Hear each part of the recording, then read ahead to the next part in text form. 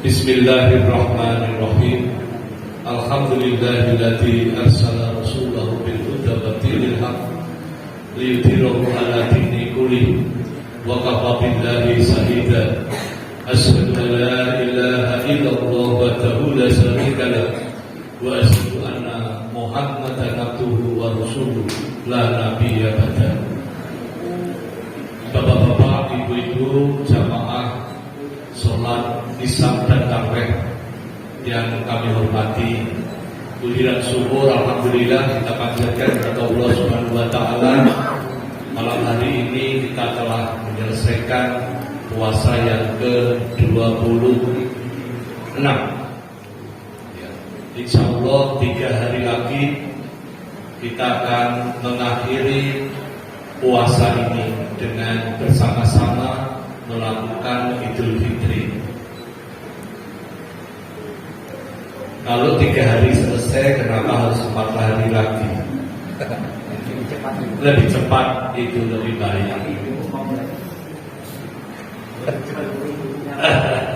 Lebih cepat lebih baik karena ada tawaran kita sholat Id atau merayakan Idul Fitri pada hari Jumat tanggal 21 April 2023.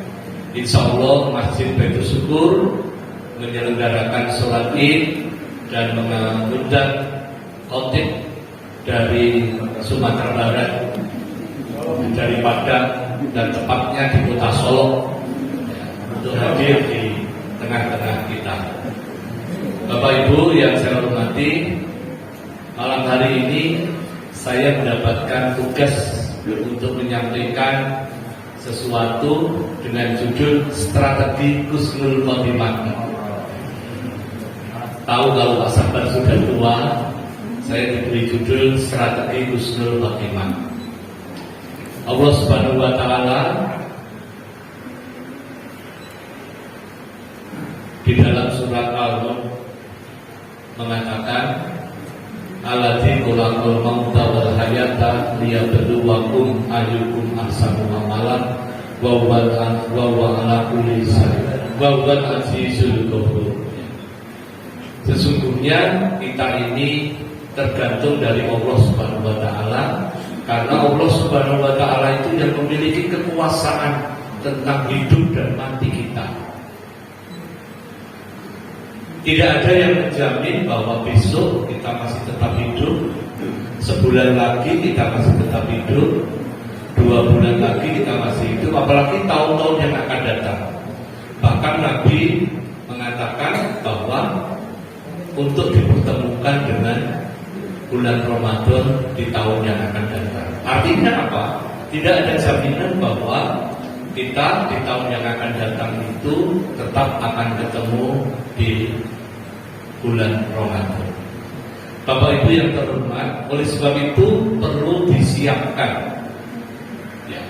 Tadi pagi itu ada satu ceramah yang baik yang menggambarkan bahwa Nabi mengatakan kepada salah satu seorang jamaah, inilah penghuni surga.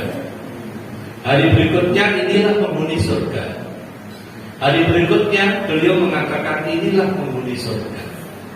Salah satu jamaah kemudian mengikuti orang yang dikatakan oleh Nabi sebagai orang yang penghuni surga, dengan cara menginap di tempat itu, kemudian sambil mendeteksi kira-kira apa yang dilakukan oleh orang itu.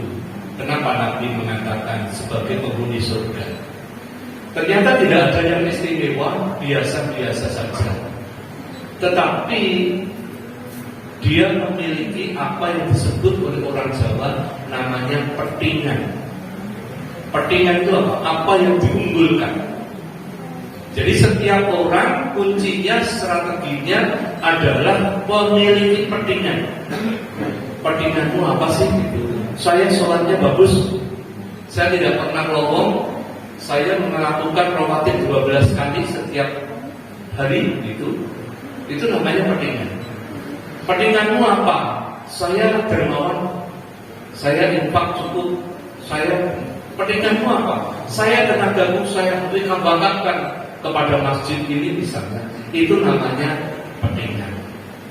Oleh sebab itu kata Allah juga menyediakan pintu 99 menuju surga. Artinya apa? Tidak satu pintu. Pintu-pintu itu disediakan bagi orang-orang yang memiliki kualitas dan keunggulan dari tiap-tiap ibadah. Apakah mau dari ininya, apakah mau dari ininya, apakah dari ininya, apakah dari sholatnya, apakah dari puasanya, apakah dari sedekahnya, apakah dari berbakti kepada orang tuanya, apakah dari perhatiannya kepada masjid, apakah dari dan sebagainya. Itu adalah sebuah petingan. Pertanyaannya, apakah bapak-bapak sudah punya petingan? Kalau belum, sekarang diperting. Sekarang dimulai memiliki petingan. Apa? Sholat? Ya. Kalau nanti hanya rata-rata saja, ya kalah dengan orang yang punya petingan, Pak. Kalau hanya biasa, padahal tiketnya ini tiket petingan. Ini hanya gambaran saja ketika kita memiliki strategi. Tetapi yang utama adalah usia seperti saya, usia 60 tahun ke atas itu sudah siap-siap. Nabi itu hanya 63, itu pun tahun tidak tahun Masehi, tahun Hijriah, ya. Nabi itu 63 tahun Hijriah. Kalau dimaseikan itu 61. Kalau saya ini 60, iya kan, setahun lagi, iya kan, ini harus mulai diajak pertingannya apa? Kalau 60 muncul setengah tahun, kira-kira kan 4 bulan lagi, Pak. Ya, alhamdulillah. Jadi itulah yang ada. Tetapi di antara itu yang harus kita segerakan, pertama itu segera melakukan tobat. Satu, segera melakukan tobat. Karena kalau tidak, kapan lagi? Kapan lagi, gitu ya? Tidak ada waktu yang panjang, Padahal mati itu tidak menurut usia. Bisa jadi 40 juga dia bisa, 60 juga bisa, 50 juga bisa. Maka tobat itu menjadi yang pertama harus segera dilakukan.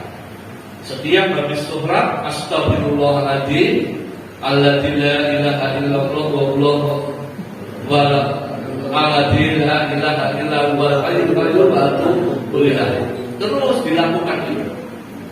Baik berarti tidak akan mengulangi perbuatan-perbuatan yang kira-kira Allah tidak menyukai. Pertama. Yang kedua adalah nyaur utang. Bukannya usia 60 malah ngejoke kredit, bukan. Bahaya itu, Pak. Usia 60 bawa kartu pensiun ngejoke kredit itu. Jangan. Harus diingat-ingat utang saya itu kepada siapa saja. Segera. Jangan sampai kita mati menanggung utang. Coba ingat, sambutan terakhir itu mesti, ya, barangkali bapak-bapak yang masih punya utang piutang setelah acara ini akan diselesaikan. Tetapi kalau diikhlaskan, alhamdulillah, kan gitu, Pak. Ya, itu namanya segera. Satu, bertobat. Yang kedua, selesaikan utang. Yang ketiga adalah bersilaturahmi. Bersilaturahmi itu yang paling baik adalah satu-satu. Datang ke rumah Pak Mulyadi, datang ke rumah Pak Agianto, datang. Kalau tidak bisa, undang jamaah haji ke sini, undang semua teman-teman di sini, undang untuk buka puasa bersini, undang untuk melakukan sahur bersama di sini. Nah, itu namanya silaturahmi. Jadi bukannya ini sesuatu, ini silaturahmi. Kalau kamu tidak bisa datang, undanglah, sehingga nanti bertemu Bertemu itu menunjukkan satu bentuk kesehatan dan sebagainya. Oleh sebab itu kita harus melakukan itu. Itu adalah salah satu strategi yang harus disegerakan. Satu, tobat. Yang kedua adalah selesaikan hutang. Yang ketiga, silaturahmi. Yang keempat, mohon maaf kepada sesama manusia. Kalau kita salaman tidak sekedar assalamualaikum warahmatullahi wabarakatuh, ya, menunjukkan satu bentuk, tetapi ini ada nilai-nilai permohonan maaf. Tidak ada sesuatu yang ada di wajah kita ini, tidak ada. Adanya hanya bersih, adanya hanya ikhlas tanpa disertai iri, dengki, yang sombong dan sebagainya. Kita mulai sekarang, kita tobat, kita nyaur utang, kita bersilaturahmi, dan yang keempat adalah minta maaf kepada sesama manusia. Wasari'u ila maghfiratin min rabbikum wa jannatin 'arduhas samawati wal ardu uiddat lil muttaqin. Jadi orang-orang muttaqin itu disediakan surga yang luasnya seluas langit dan bumi. Kalau seluas langit dan bumi pasti kita masuk. Wah, kita di bumi aja masuk kok. Apalagi tambah luasnya langit dan bumi, kita masuk surga. Cuma kapan itu pertanyaannya gitu ya? Apakah segera? Apakah mampir? Punya kepingan apa enggak gitu ya? Ya. Jadi itu. Di dalam ayat berikutnya, wasari'u ila maghfiratin min rabbikum wa jannatin 'arduhas samawati wal ardu uiddat lil muttaqin alladzina yunfiquna fis sarra'i wad dharra wal hadimina al-ghaidha wal afina 'anil nas wallahu yuhibbul muhsinin, yaitu orang-orang yang mau membakatkan, mendermakan, memberikan sebagian hartanya dikala sempit maupun dikala lapang. Yang kedua, menahan amarahnya. Yang ketiga adalah memberikan maaf pada orang lain. Itu kunci, Pak. Jadi di samping kita tadi punya kepentingan, maka segera selesaikan. Jangan sampai kita berada pada posisi yang belum selesai. Semoga Allah Subhanahu wa taala meridhoi apa yang kita lakukan ini. Kita mengakhiri bulan puasa dengan penuh kemenangan. Menangnya di mana? Menangnya adalah kita termasuk golongan orang-orang yang iman. Karena di dalam Quran surat Al-Baqarah ayat 183 itu bunyinya la'allakum tattaqun, bukan untuk menguruskan badan. Jadi puasa itu bukan untuk menguruskan badan. Aku saya kira 80 songkong misalnya. Aku saya kira 80, bukan begitu. Jadi puasa ini untuk meningkatkan iman kita. Jadi bapak-bapak yang kira-kira tiap dino timbang wis poso ora kaya ngono. Poso itu dinggo meningkatkan iman dan takwa kita kepada Allah Subhanahu wa taala. Terima kasih. Ada kurangnya mohon maaf dan sebesar-besarnya. Malam hari ini adalah malam 27 dan Masjid Baitul Syukur akan menyelenggarakan khataman yang ketiga. Monggo Bapak Ibu yang undang rawuh di masjid ini setelah sholat tarawih ini untuk bersama-sama melakukan khatam, membaca surat Ad-Duha sampai dengan surat An-Nas, ya, kita selesaikan. Jadi kita yang ketiga kalinya khatam. Terima kasih. Assalamualaikum warahmatullahi wabarakatuh. Waalaikumsalam.